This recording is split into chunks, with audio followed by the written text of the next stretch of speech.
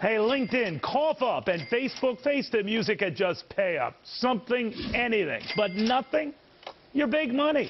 I think you could afford to fork over a little cash. Welcome, everybody. I'm Neil Cavuto, and it's enough to make your skin crawl. Bastards of capitalism paying bupkis in federal income taxes. It's true. The likes of LinkedIn and Facebook booking not a single penny in taxes to the federal government. They're just the latest. They're not the last. Companies taking advantage of perfectly legal write-offs and tax credits to avoid paying Washington so much as one thin dime. Now, legal or not, to me it makes no sense at all, especially when we continue to rip corporations that pay far more.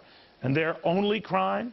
A White House that these days seems to think less of them, which could explain why ExxonMobil's still evil, even if it paid more than $31 billion in taxes, or Chevron is still wretched, even if it paid nearly $21 billion in taxes. No. Those guys paying at the highest rate, well, they don't really rate any media attention. That's good. Mark Zuckerberg, ending up paying at no rate, doesn't rate any media attention because what his company does is good and apparently cool, even though it really doesn't end up with Washington seeing any cool cash, does it?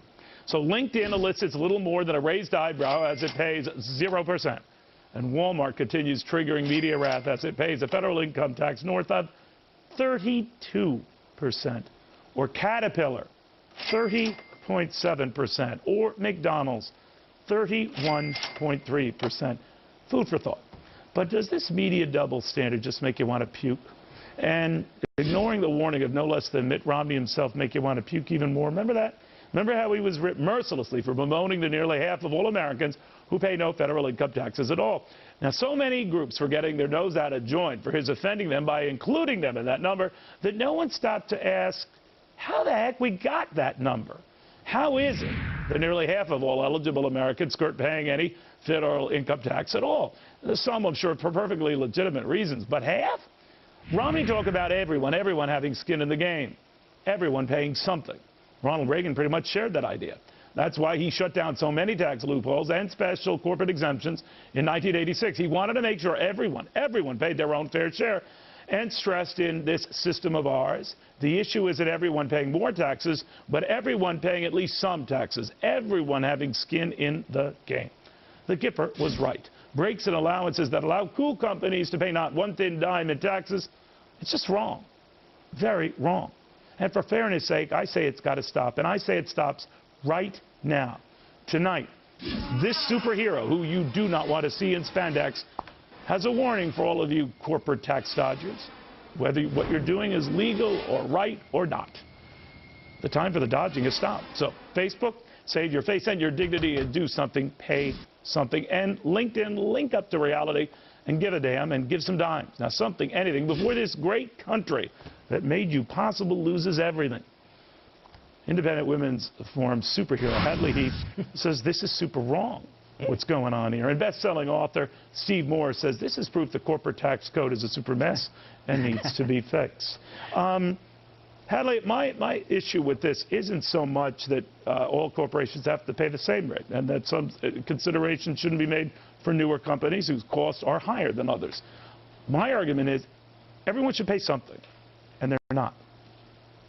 Right, Neil, this is cronyism. This is big business in bed with big government. And when you have a tax code that's nearly 74,000 pages long, it's going to be full of loopholes and deductions and credits and penalties that benefit some firms at the expense of others. So I agree with you. It's time for tax reform, a full overhaul.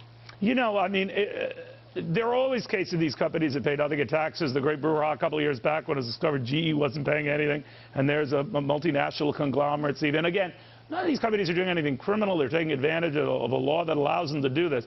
But on principle and principle's sake alone, and the argument for fairness, and when we're making a big deal, as we should, about the 50% of eligible Americans who don't pay any taxes at all, again, some for legitimate reasons, then I think corporations have to move to the front of the line and, by example, pay something.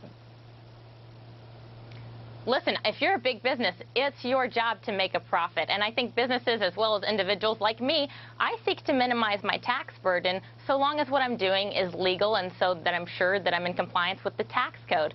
But at the end of the day, this is not a problem with the profit motive. This is a policy problem. This is a problem where Washington is full of Uncle Sams who are willing to make deals with corporations, especially when these are the guys like Facebook who are giving big-time campaign donations to the guys in the White House and in Congress.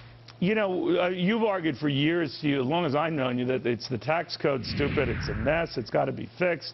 And I'm wondering whether moments like this, when we find out these companies that, you know, I know you can make an argument, well, we're linked and we're not really making money yet. We're sure we're worth $1 gazillion in the market, we're not really making money, where they can get away with this. And we have a tax code that allows them to get away with this.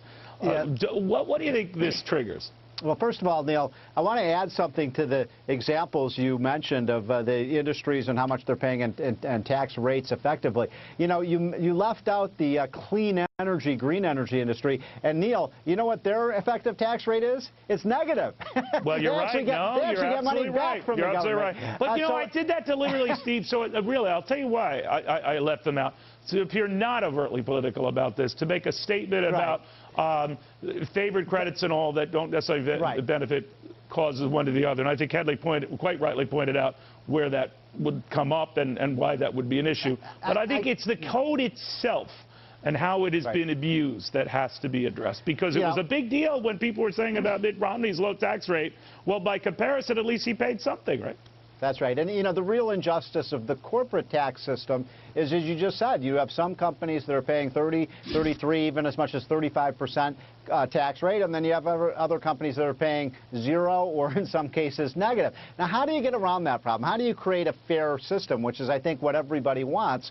And what I'd say is, you know, why not go to a consumption tax type system where, you pay based on your consumption? That way everybody pays, companies would pay, and you're not penalized for the more money that you make. But when you've got a tax system where you've got all of these tax breaks, I did some of the math on this, Neil. If you can just get rid of all these tax breaks in the code and just lower the tax rate, you could get our corporate tax rate down from the highest in the world down to at least about the average of the world. Think about that, what that means for American competitiveness. Well, that's a very good point. And you know, Hadley, what I was thinking about is, you know, people say, well, ignore what the standard U.S. corporate tax rate, whether we're up to close to 40% or not.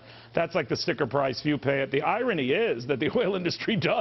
Right. That is what the oil industry pays. So, Hadley, the oil industry that makes a lot of money, it pays a lot of money back. Its contributions collectively to the Washington coffers are the equivalent of the GDP of Latin America. So they're paying for a lot of this nonsense. But apparently they're paying for the abuse that comes with being big contributors to Washington as well and keeping all of this going. I understand that Washington would want to collectively say thank you, but they're hardly deserving of a screw you. Well, what's funny is President Obama loves to demonize oil companies, and he also said in his last State of the Union address that, like Steve said, we could save millions, even billions of dollars by getting rid of these tax loopholes for the wealthy and for corporations. And yet, he's the guy in power. He's the guy in the White House. He says he agrees with Republicans in Congress about lowering the corporate tax rate.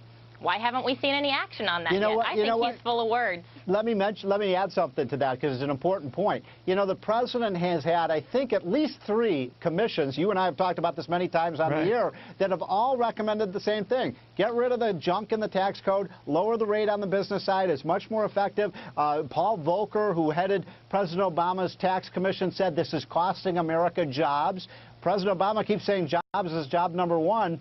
Why aren't we doing this? Well, you know what I think of, guys, too? I tend to think of things like restaurants. I don't know why I'm fixated on food and all, but if you have someone else paying the bill, you really don't care. Normally, when someone else pays the bill, when I go out, let's say it was you treating me, Steve, even though I know you're cheap and you wouldn't do that, I would order the 2 appetizers and the expensive bottle of wine. I mean, the one that doesn't have the twist off. That's why I don't ask you out for dinner. So not the one that has the twist off cap. And I think Americans are the same way in this respect, that if someone else is footing the bill, who are you to look at the price of the bill? But Neil, whereas if you have some skin in the game and you're all paying, then you're a little bit more cognizant of not only the service, but what you're getting for that money.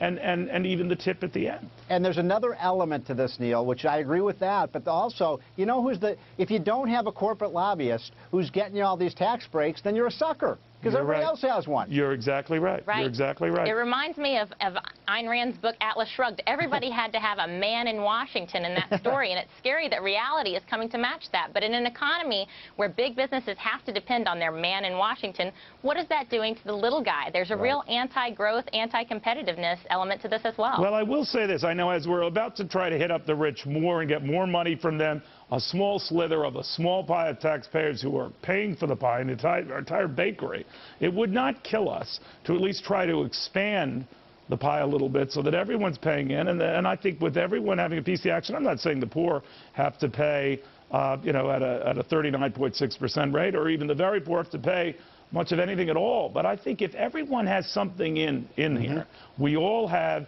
a stake in the action. And I think that's being forgotten when some of our premier cool companies, you know, dodge the tax man altogether, you know? Well put. You know, it's a big problem when you got half that are paying taxes and half that aren't. Yeah, it is what it is. But I will not let this stand, folks. But thank you both very, very much. Good seeing you again. Thank you. Meanwhile, those automatic cuts are coming, and now people aren't spending.